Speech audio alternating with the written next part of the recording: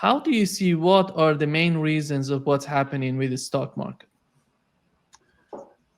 Okay. Let me begin by reminding everyone that the stock market is not the same thing as the economy and never was, and you shouldn't read one off of the other.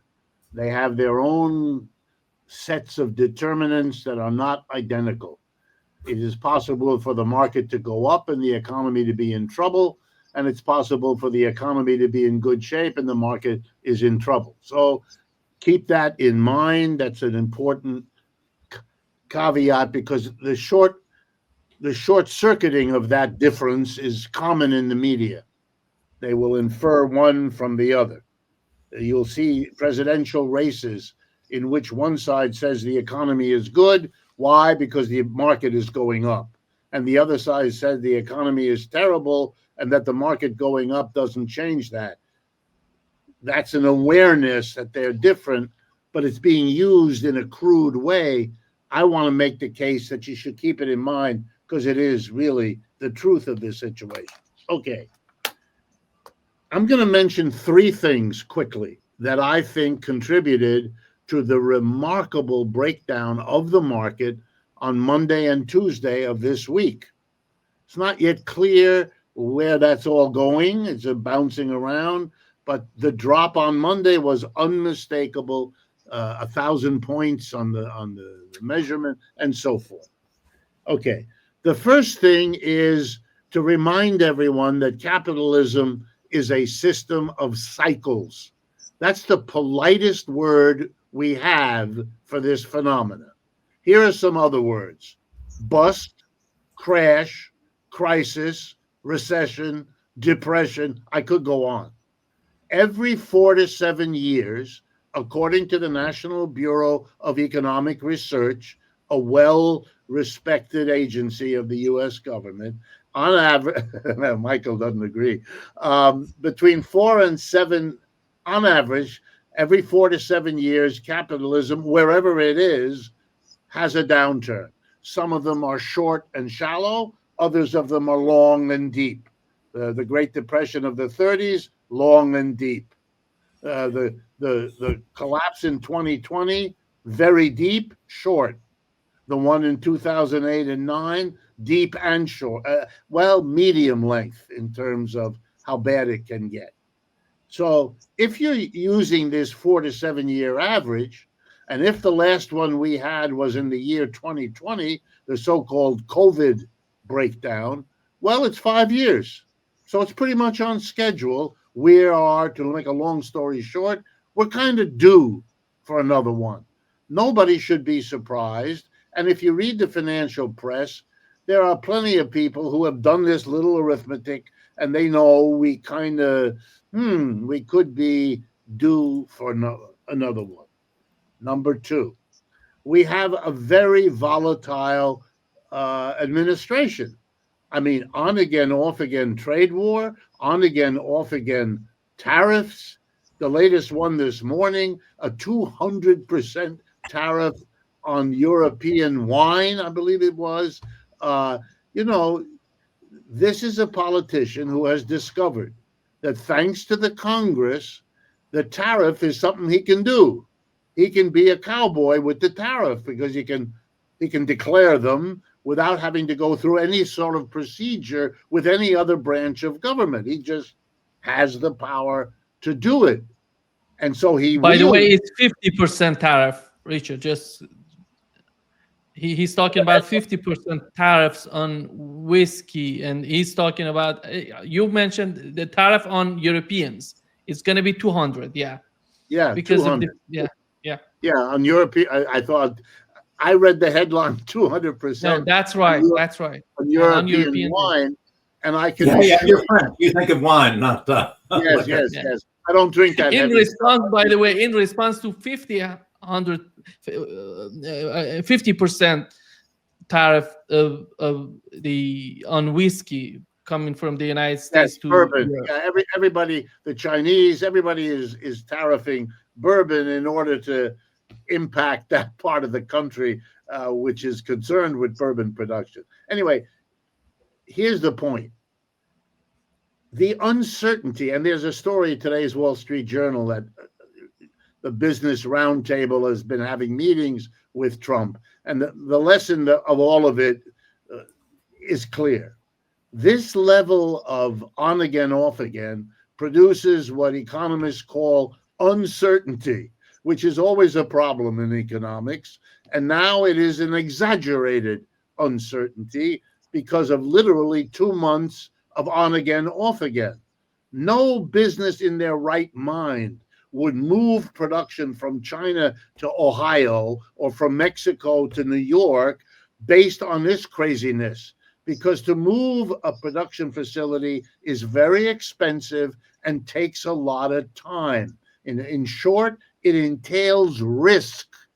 And that risk would become crazy if you undertook the expense only to have a president like this undo the tariff a month or a week or a year after you have undertaken this expense. Bottom line, one of the reasons we may have a recession, like one of the reasons for last Monday's collapse, is that people are calculating that the logical thing most big businesses will do in this situation is hesitate, not invest, postpone a planned investment. And as we have learned ever since Keynes forced us to see it, a capitalist economy is always held hostage by the investors. If they invest, well, then the circular flow of the economy works and we keep our jobs.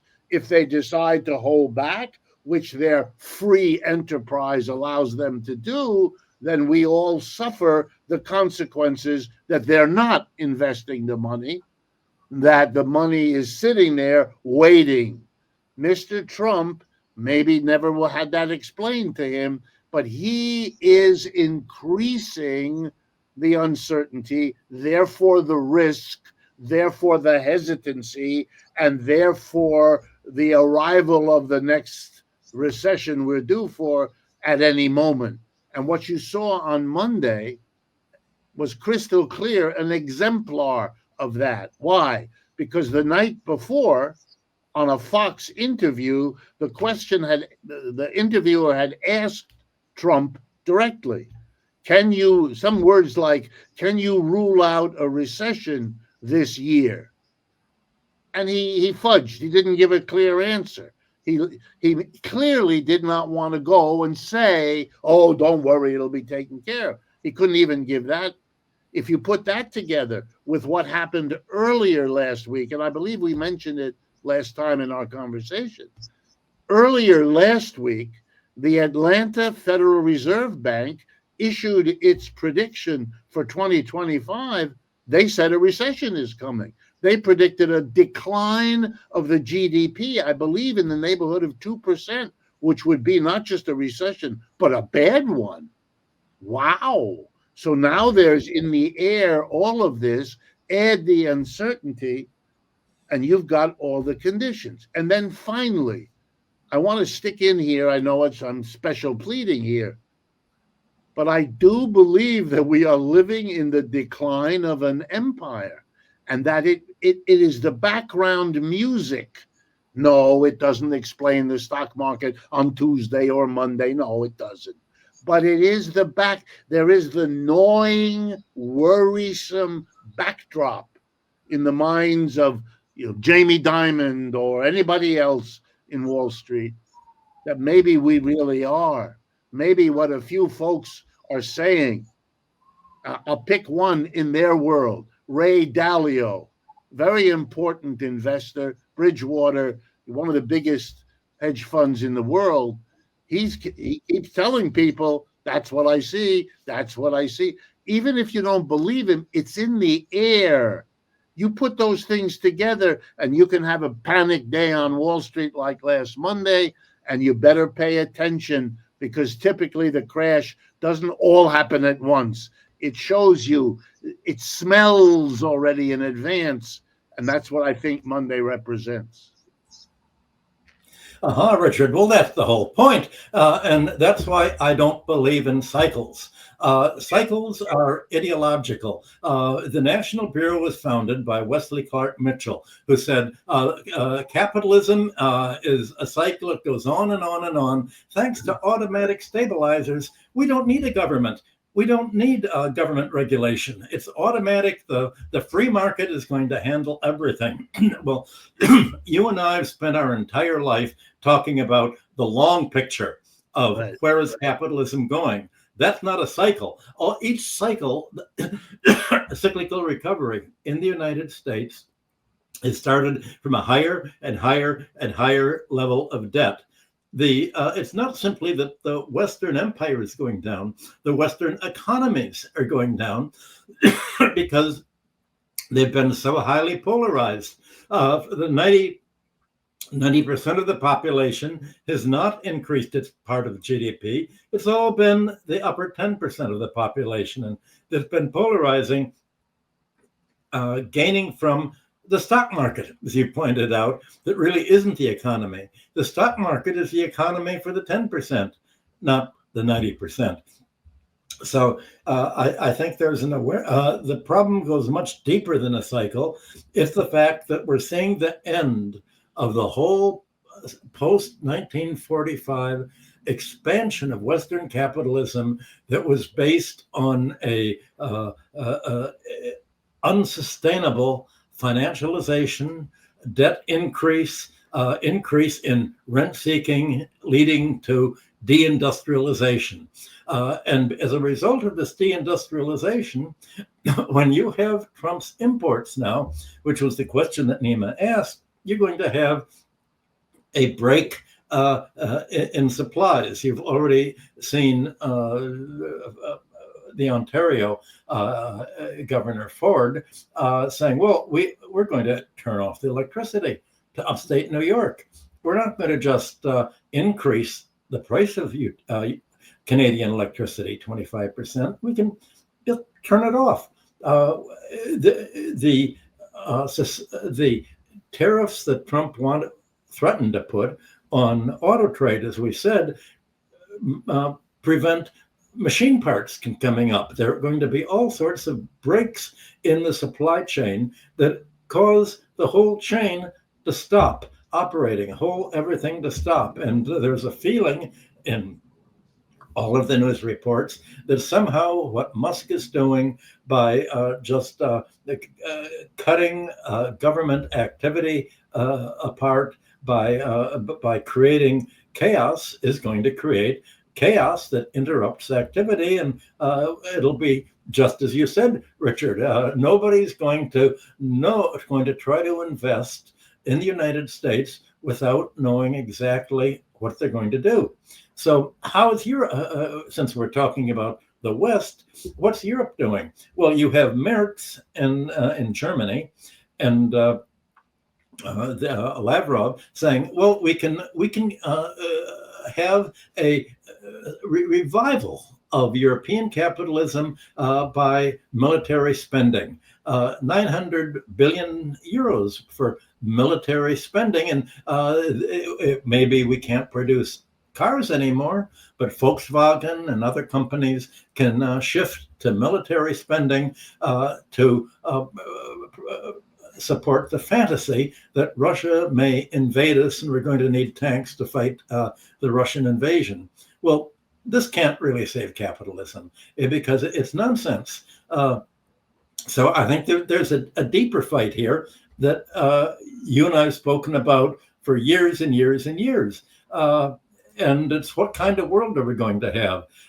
And way back in the 1960s, I can remember discussions, what kind of socialism is the world going to have as a final choice?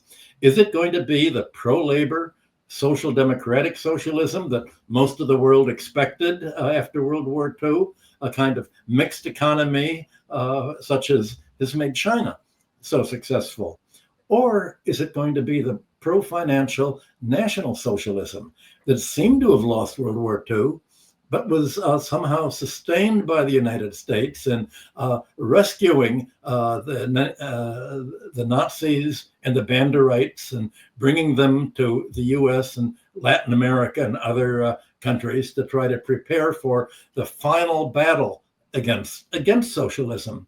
And right now, you're seeing the Trump administration, we didn't talk about this militarily, but it's been promoting a worldwide right-wing movement to dismantle democratic government and shift economic planning away from government and elected representatives to financial elites via the military elites that are running the EU. We talked about this last time on NEMA. So I think all of a sudden, let's take what's happening in Ukraine and let's put it in this big economic, political picture of what is going to be the fate of Western capitalism. And it looks desperate to me. And if you look at all of this as a kind of desperate way of how can we somehow survive? How can we get by at least to the next election campaign, short term as it is? How can we solve the fact that the West has become economically self-destructive because of the economic forces that you and I have spent so many decades describing?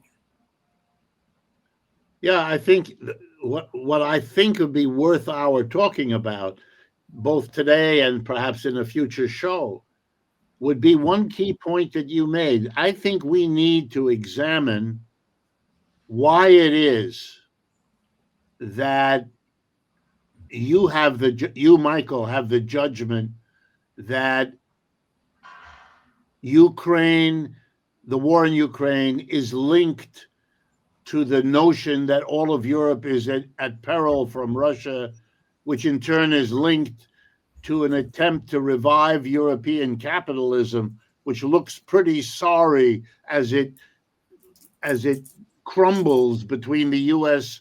on the one hand and the China BRICS on the other, that they're going to rescue all of that by a massive debt-funded defense buildup. I think exploring that would not only be useful, obviously, to our European audience, which I'm sure Nima knows is considerable, but also to the rest of the world, because even though Europe isn't the colonial master of everything in the world that it once pretended to be, it's still an important block in the world economy. The US, the Chinese, and then the Europeans, at least until others arrive. I think that would be very, very important, because the effort led by Merz in Germany will be picked up by Starmer and Macron and the others, because they're in the same kind of boat, and they are going to have to stimulate, and they're going to have to come up with the government. They're going to have to come up with a rationale for doing that. And given the weakness of the left, it's more likely than not that they will do the Merz. Although in France, once Macron is out of there, it could go in a quite different direction. Mm-hmm. I agree. Do you think, Michael, do you think the way that Donald Trump is dealing with Canada, do you think that would lead to Canada just obeying what Donald Trump wants to do with them, or we're going to see much more chaos in terms of the tariff, this fight of some sort of tariffs putting on each other?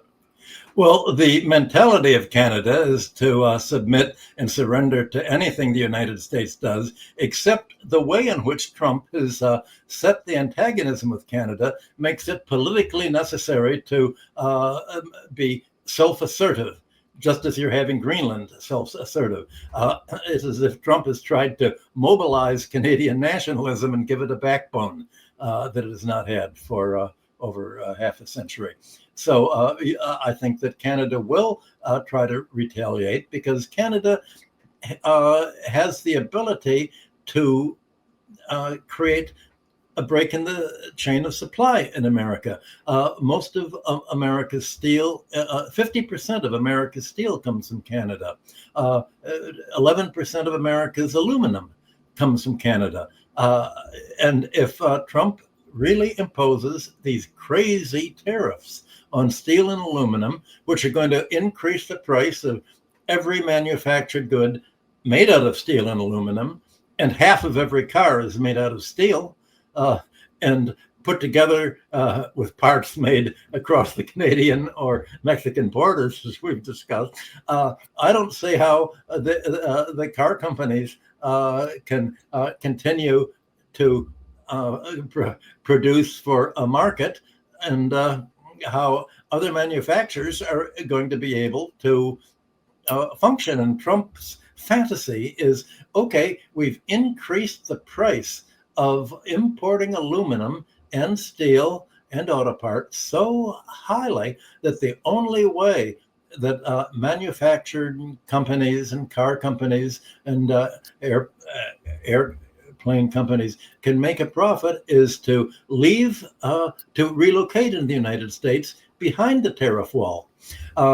Trump believes it'll probably take 1 week to build a new steel plant here, the 20 steel plants. 1 week, they're going to make new aluminum refineries that are made out of electricity. I think you'll have to cut back half of America's home electricity consumption to make the aluminum. But in 1 week, we can do it, and the recession will be over instantaneously. This is crazy. There's no saying, okay, here is the sequence. In order, if you want to industrialize America, here are the things that have to happen. You actually need a factory to produce industrial goods. You have to build a factory. That you have to get planning permission, and you have to get a labor force that's going to do this. That somehow is trained. You can't just send people into a steel factory and say, "Okay, here's the job you have to do." It'll be like the people who go to work for the healthcare companies. You call them and ask them a question, and they say, "Oh, we just joined. We really don't know what's happening." It's anarchy, and the tariff situation is creating an anarchy that he has a 20-year plan that has to work within 2 months. This is really crazy, and this is the moron aspect of Trump that's coming out, not the long-term strategist. How do I get rid of all my enemies in the neocon deep state? Nothing meshes together. Let me go at this in another way. If you keep performing the way Mr. Trump is, with the on again, off again, forget whether it gets worse and worse in terms of the higher and higher tariffs. Even the uncertainty of whatever the level is, on and off and on and off, you are teaching the world a lesson in addition to what we've been talking about in terms of a declining empire. If the G7 now accounts for 28% of total output in the world, but the Chinese and BRICS together account for 35% of the total output of the world, which are roughly what the numbers are, then you are training the world into re-evaluating each country's situation. Who are we borrowing from? Who are we selling to? Who are we buying from? Because the very uncertainty of Mr. Trump's behavior, on top of the shifting global wealth allocation, means that countries need to do, to make a long story short, more business with China and the BRICS and less business with the G7, because anything else is stupid. Anything else puts you at a level of risk you have no. So you would rather be selling to the rising BRICS configuration. So Canada produces electricity. Who needs electricity? China and the BRICS. They're desperate for electricity. Sell it to them, which they can do. If you have steel and aluminum that the Americans are an uncertain market for, shift. And Michael is right that you don't shift everything all at once. That's too expensive. That's too risky. But if everybody shifts 5%, 10% of their business from one of these areas to the other, the impact accumulated on the United States will be devastating. But that's in the cards anyway. Take away Trump. It's been going on before Trump. It will continue after Trump. It is subject to forces he cannot control. And the effort to control what you cannot is often reflected in the kind of herky-jerky that you're seeing, because he set himself an impossible task. It's a little bit like Michael saying, you can't have a 2-month policy to achieve a 5-year program. This makes you crazy, because you'll be so disappointed at what you get after 2 months that you, instead of reevaluating, you can't do it, you'll try some other policy, hoping it will do in 2 months.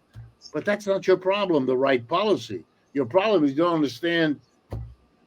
And we live in a country that, we've talked about this now many times, whose reaction to the declining empire, to the rise of the BRICS, is a combination of denial about what's going on, and then the fantastic imagination that if you send the 7th Fleet to the South China Sea and you make a lot of noise about Taiwan, you're going to slow or stop this process. You're not. It hasn't worked for 20 years. There's no reason to believe it's going to work now. You can pivot to Asia all you want. It's not a plan.